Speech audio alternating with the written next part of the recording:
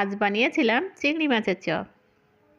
প্রথমে কড়াইয়ে তেল দিয়ে তাতে গোটা জিরে ও পেঁয়াজ কুচি দিয়ে লাল লাল করে প্রথমে ভেজে নিয়েছিলাম। তারপর বেটে রাখা চিংড়ি মাছ, আলু সিদ্ধ ও মুসুর ডাল বাটা দিয়ে সবগুলো উপকরণ ভালোভাবে মিশিয়ে নিয়েছি।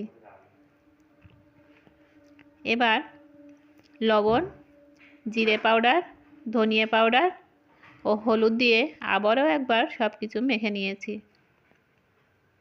এবার কাঁচা লঙ্কা কুচি ও ধনেপাতা দিয়ে ভালোভাবে রান্না করে নিয়েছি। তারপর রান্না করা কমপ্লিট হলে গোল গোল শেপ দিয়ে নিয়েছি। তারপর অন্য একটি পাত্রে তেল দিয়ে তাতে একটা একটা করে এই চপগুলো দিয়ে দিয়েছি। তারপর এপিঠ ওপিঠ ভেজে নামিয়ে নিয়েছি। গরম ভাতের সঙ্গে খেতে দারুণ লেগেছিল।